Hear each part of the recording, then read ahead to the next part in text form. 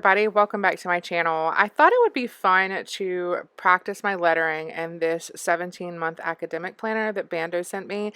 It's always good to practice your lettering to keep your skills fresh, and because it's like, if you use it, you lose it. So that's what I'm going to do with this planner. I'm going to be filming clips for these 7 days for this week, and if this is something that you would like to see more of, please let me know.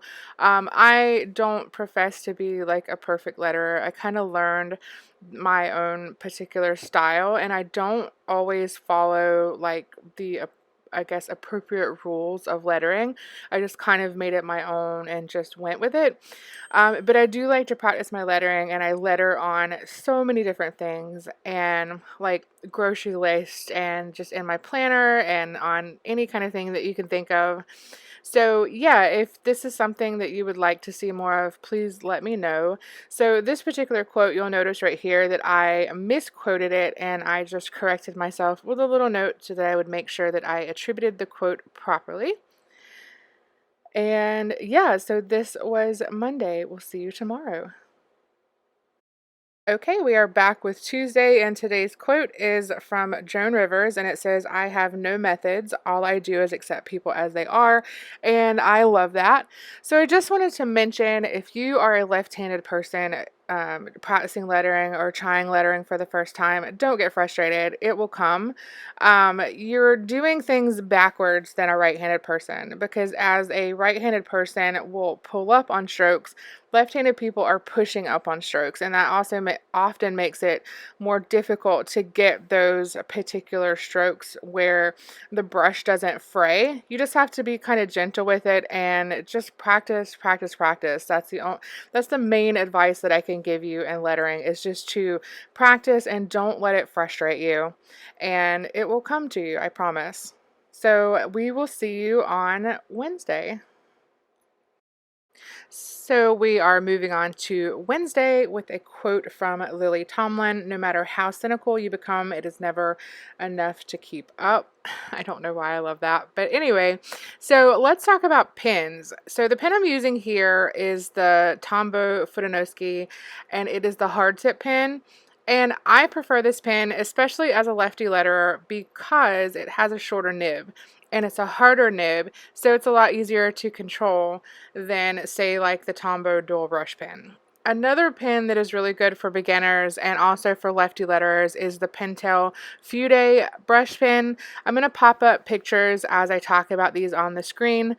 It has a shorter nib also. It's a little too soft for me. I prefer a much harder nib, so I don't use that one. This is like the Tombow is my like ride or die. I love it. I have tons of them in my stash so that I never run out. If you are a like beginner letterer, the worst thing, in my particular opinion, to try to practice with is the Tombow dual brush pen. It has a really, like, a lot longer and fatter like nib on it, and it frays a lot easier, and it's a lot harder to push and pull across the paper and be able to control your strokes. That's just my personal opinion. No shade to Tombow. I've just never, or no shade to the dual brush pen. I've just never been able to master it. So yeah, I would much more suggest the Tombow Fudanowski. There's a link to my Amazon shop in my bio, and you can go and purchase them from there. If you do purchase them from my link, I'll just make a little bit of money from the sale. Not trying to push it on you all, but it's there if you'd like to use it. So yeah, so this was Wednesday. The quote is, or I'm sorry, this was Thursday. And this quote is from Friedrich Nietzsche, and it says, "The future influences the present just as much as the past." All right, so moving into Friday, we're going to have a quote from Helen Keller today. "Walking with a friend in the dark is better than walking alone in the light." That's going to be today's quote. And if you'll notice here, it looks like I'm having a little bit of an issue with my hand, and I am. Sometimes I grip my pen really tightly and it causes cramps, and so I have to adjust how I hold my pen. So I don't really have any necessarily any advice on how to hold the pen. It's basically whatever way is comfortable for you. And if you'll notice, I kind of will end up switching the placement of the pen in my hand so that it's more comfortable for me. Another piece of advice is to go really slowly. Obviously, this video is sped up a little bit because watching someone letter in real time would probably be really boring, even with a voiceover or music. So it's basically sped up double time, and I am lettering obviously much slower than what you see here. So the most important thing is to also lift your pen after every letter. If you'll notice, I don't know if you can actually notice it too well, but I am actually lifting my pen after each up and down stroke.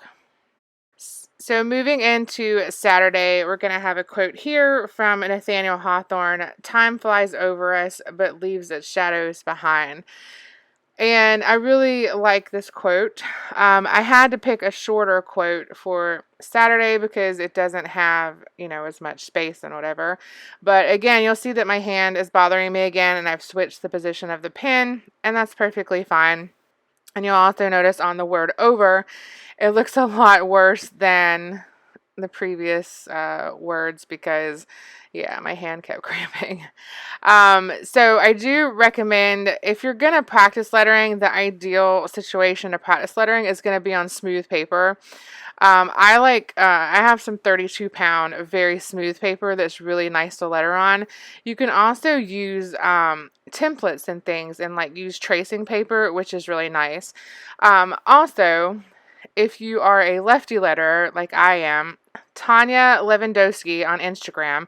Her Instagram is hand lettered and loved. She's a lefty letterer, and she has some really practical tips on her Instagram as well. And she has templates and like worksheets that you can purchase on her Etsy shop where you can practice your lettering. And a good way to do that is to print them out and then use tracing paper to practice. She's probably like one of my favorites that I've watched, and also because she's a lefty, it was really helpful to me. When I would watch her, I didn't really mimic her style or anything. I just paid attention to how she was drawing those letters, and then put that into practice with my own lettering. So yeah, my hand's giving me a lot of problems here. You can see that, but yeah, I'm trying to like crack my knuckles and everything to make it like work it out. But I do hope that you took something away from this video, and that maybe and hopefully this advice was good advice. If you have any questions about lettering, please feel free to drop me a comment below, and I'll be happy to answer whatever questions you may have. If you'd like to see further videos with maybe some more like technique and things, I'd be happy to do that also. Like I said before, I'm not a perfect letterer. I don't follow any specific like guidelines or any specific practices. I just kind of made it my own. But if you'd like some more basic information, I'd be happy to try to get that out there for you guys. So that is going to do it for today's video. Thank you so much for watching. Don't forget to like and subscribe, and follow me on Instagram at @thatmrsmiller. See you in my next video.